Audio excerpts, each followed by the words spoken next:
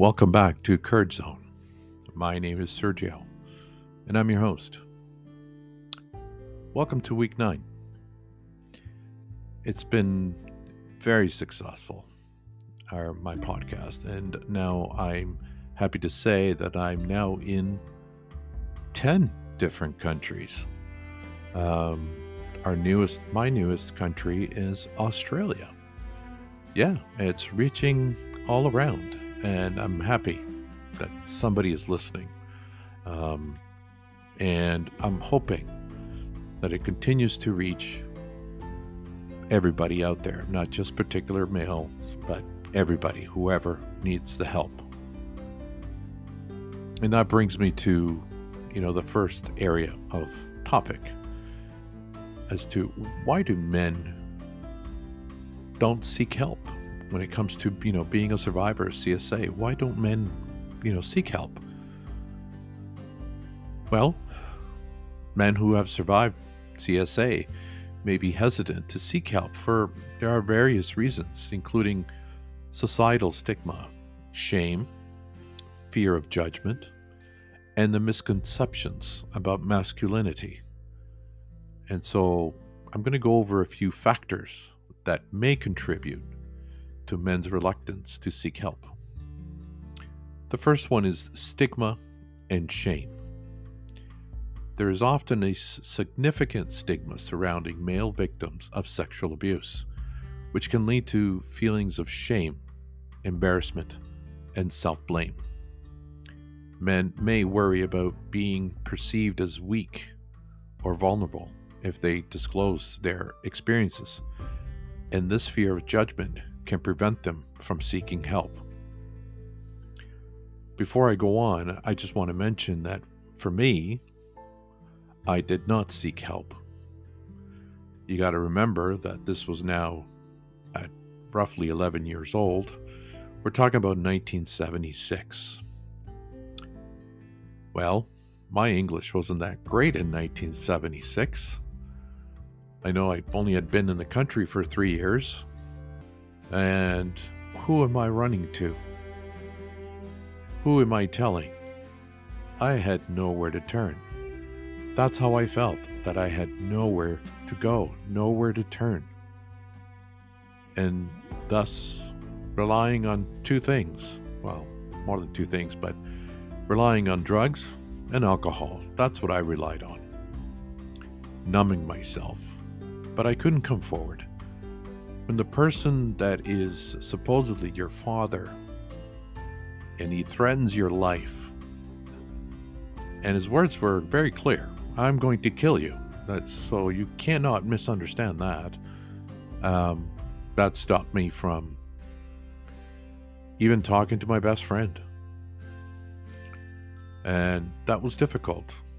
I wanted to, but I couldn't. So I did the next best thing. And that was absorb myself in drugs and alcohol and other things too, which I don't wish to mention. But number 2 is socialization and gender stereotypes. Societal expectations about masculinity can influence how men perceive themselves. In this experience, many men are socialized to be strong, stoic, and self-reliant, which may make it difficult for them to acknowledge their vulnerabilities or even ask for help. Again, men are supposed to be strong like bull. Yes, we are supposed to be strong. We're supposed to be the stronger gender. We're supposed to be not showing any emotions. We can't be vulnerable. These are how my upbringing was. We just have to be tough. Put on your big boy pants and move on. And unfortunately, yes, did I move on? Yes, I did, but with the assistance of certain substances to get me through on a day-to-day basis. The next is the fear of not being believed. Male survivors of CSA may fear that they will not be believed or taken seriously if they disclose their abuse. There's often a misconception that men cannot be victims of sexual abuse, which can lead to disbelief or minimization of their experiences. Now, if you don't know me, I used to be approximately 6'4". Yes, I weighed about 220 pounds my younger days, and I was a big boy. Now, can you imagine me going up to somebody and telling them that this had happened to me? I can bet you that most people would look at me and go, yeah, right, dude. Look how freaking big you are. There's no way that that could happen to you. So tell us what supposedly happened. That's, I don't want to get into the whole thing, but I can see it, and I believe it. The next is the lack of awareness of available resources. Some men may be unaware of the support services and resources available to survivors of sexual abuse.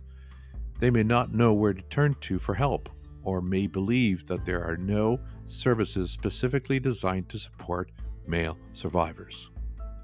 Well, if you're listening to this, you have CAMH and you have the Gatehouse. These are two main sources that I've used, excuse me, and very helpful.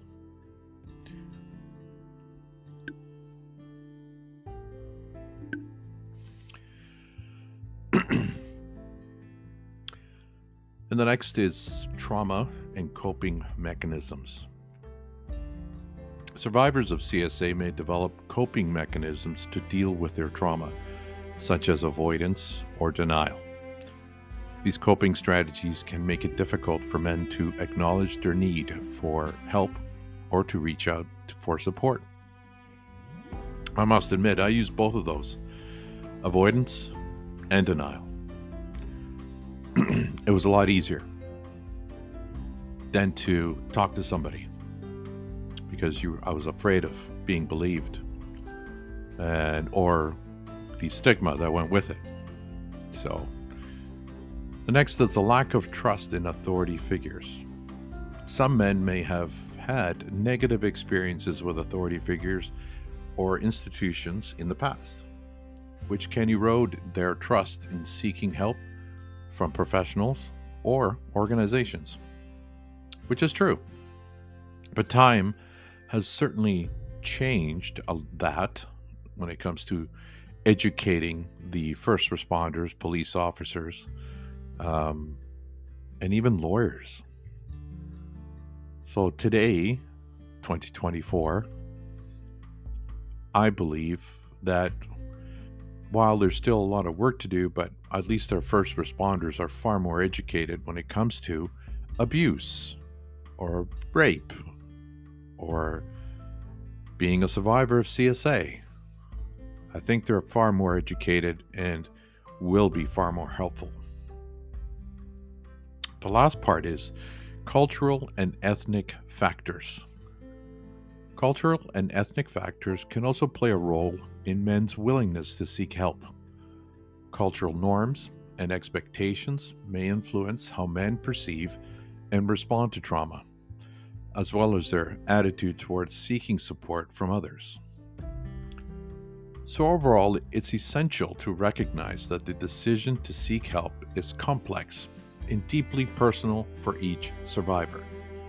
Creating safe and supportive environments, reducing stigma, and increasing awareness of available resources are critical steps in encouraging men to seek help and support for the effects of childhood sexual abuse.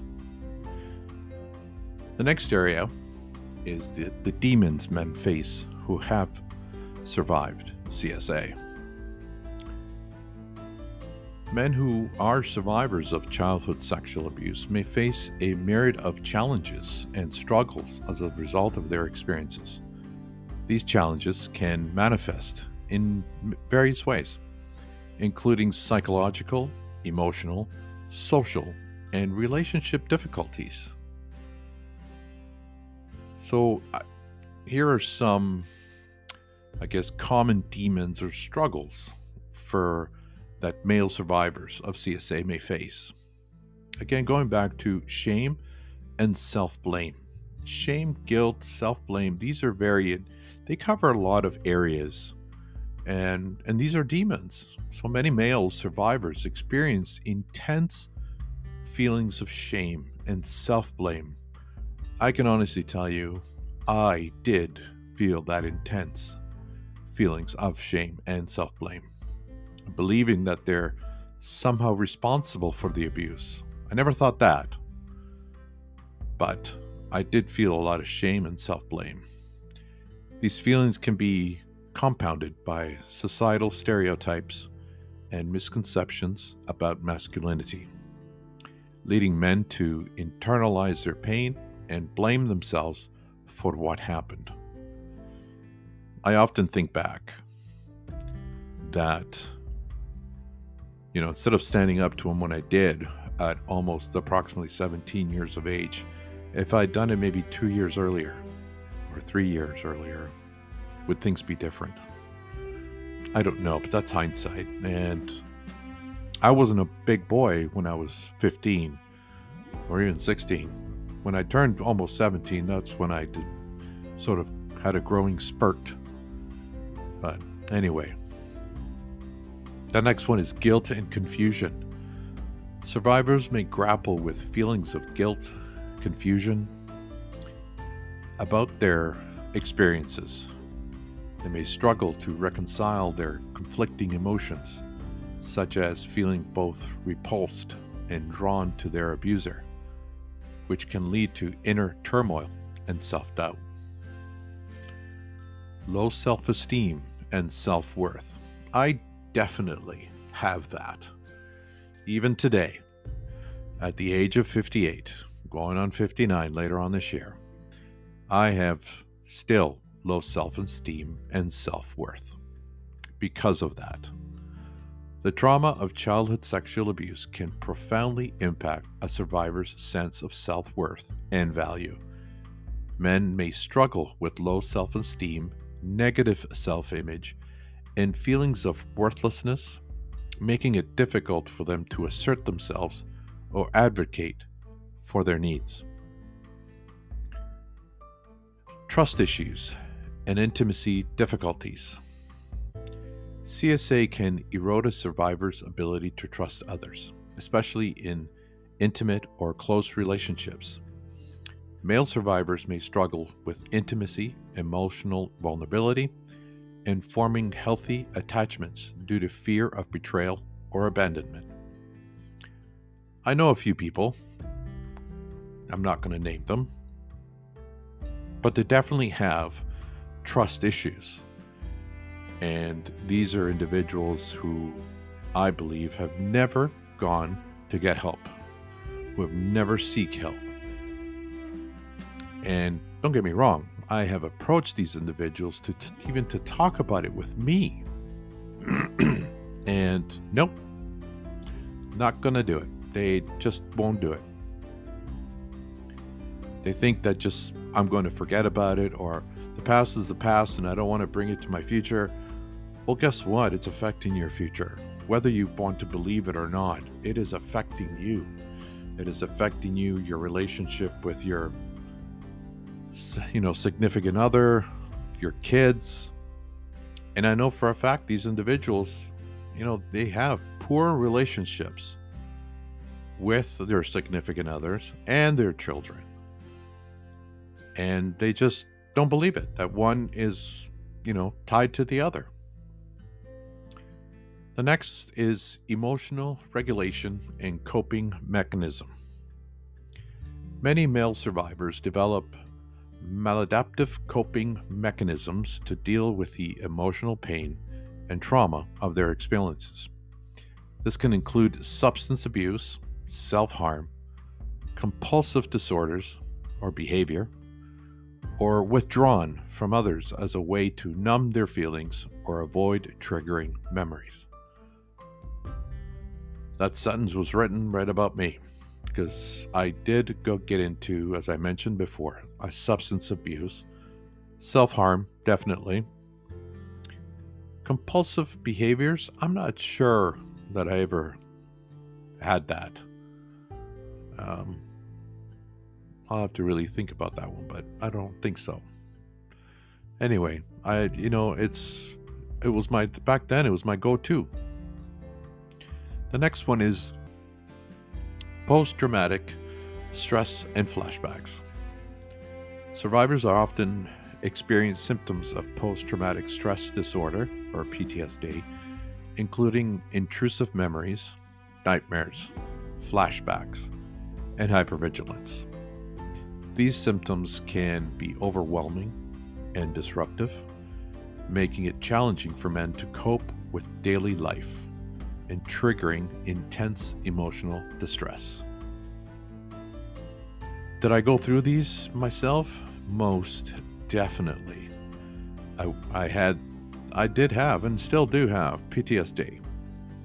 I didn't want to believe it before when I was much younger, but now I do. I did have those intrusive memories. I did have those nightmares, and I still do. Not often, but I do. I do have flashbacks and hypervigilance, definitely. The next is difficulty in seeking help. Men may face significant barriers to seeking help and support for their experiences of CSA. Stigma, shame, fear of judgment, and misconceptions about masculinity can prevent survivors from disclosing their abuse or reaching out for professional assistance. It is so very true. I felt all. Isolation and loneliness. Male survivors of CSA may feel isolated and alone in their experiences, believing that there are only one who have gone through such trauma. This sense of isolation can exacerbate feelings of shame and prevent survivors from seeking connection and support from others. I definitely went through that. When I decided to leave my first wife, I was going through all of that. The stigma, the shame, the fear of judgment, and of course, the misconceptions about my masculinity, definitely. But I didn't know where to turn to. Aside from a doctor pointing me to a psychiatrist, I didn't know who else to talk to, or, my so-called friends at the time. I don't know, once I left my wife, they all dispersed. And I had nobody to talk to. Except for a case of beer, or a bottle of rum, or some tequila. They listened to me pretty well. And of course, drugs. The next one is the impact of sexuality and identity. CSA can profoundly affect a survivor's sense of sexuality, sexual orientation, and gender identity. Survivors may struggle with confusion, shame, and identity issues related to their sexual experience, leading to difficulties in forming healthy sexual relationships and embracing their authentic self. I didn't struggle with my own, let's call it gender or sexuality or identity. I didn't. And, but I can see it. I really can. And the last one in this particular area is recovery and healing journey. Despite the challenges they face, male survivors of CSA have the resilience and the capacity to heal from their trauma. Recovery is a complex and non-linear process that requires support, compassion, and understanding from others. With proper support and resources, survivors can learn to confront their demons, reclaim their power, and build fulfilling lives beyond this past experiences of abuse. The next area, and I don't want people to, misunderstand me or anything, but from my point of view, males are often receive a raw deal when it comes to survivors of CSA because of the stigma, because of the masculinity. So, me saying the statement, men are always getting the short end of the stick when it comes to CSA. That's, my sentence or quote, is a complex and contentious topic that requires careful consideration and nuance. While it's true that male survivors of childhood sexual abuse face unique challenges and barriers, it's essential to avoid framing their experiences as a competition or a comparison with those of female survivors. Both male and female survivors of CSA deserve support, validation, and resources to address the impact of their trauma. And here are some points to consider. The underreporting and stigma. One of the primary challenges facing male survivors of CSA is underreporting due to stigma, shame, societal misconceptions about masculinity. Many men feel pressured to conform to traditional gender roles, which can discourage them from disclosing their experiences or seeking help. This underreporting can contribute to a lack of visibility and awareness of male survivors' needs. The next is gender stereotypes and victim blaming. Male survivors of CSA may face unique challenges related to gender stereotypes and victim blaming.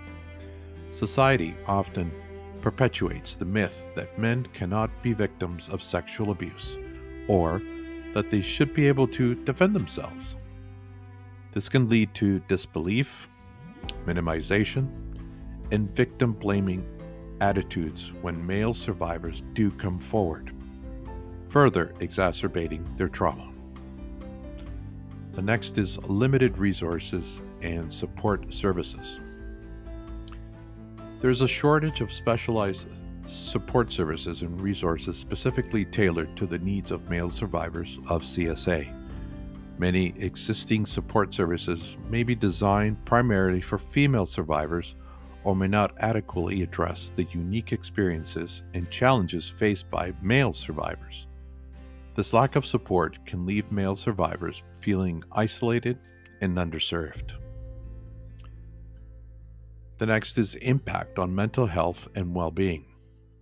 CSA can have profound and long-lasting effects on the mental health and well-being of male survivors, including increased rates of depression, anxiety, PTSD, substance abuse, and suicide. Male survivors may also experience challenges in forming intimate relationships, establishing trust, and coping with the emotional aftermath of their trauma. And the last one here is intersectionality and diversity. It's important to recognize that experiences of CSA vary based on factors such as race, ethnicity, sexual orientation, gender identity, socioeconomic status, and disability.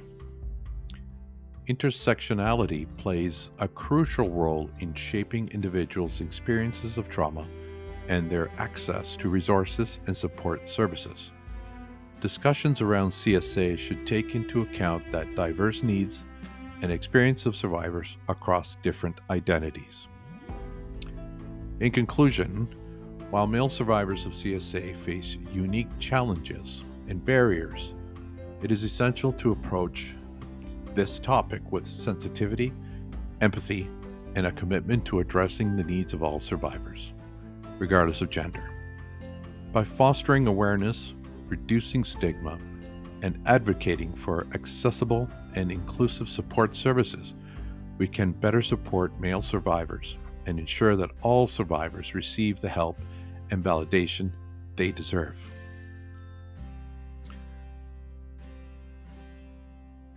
Survivors are far more perceptive because of the CSA. Survivors of childhood sexual abuse often develop heightened perceptiveness as a result of their experiences. This heightened awareness can manifest in various ways. Hypervigilance. Survivors may become more attuned to their surroundings, constantly scanning for potential threats or danger. Very true. Do that every day. Emotional intelligence. Many survivors develop a deep understanding of emotions, both their own and others, as a coping mechanism to navigate complex and often traumatic interpersonal dynamics. Boundary setting. Having experienced violations of personal boundaries, survivors may become adept at recognizing and asserting boundaries in various relationships and situations. Intuition. Some survivors report an increase in sense of intuition or gut feelings, which can serve as a protective mechanism in potentially risky situations. Empathy. Having experienced trauma themselves, survivors may develop a heightened sense of empathy towards others who are suffering, making them more perceptive to subtle emotional cues. These are all true.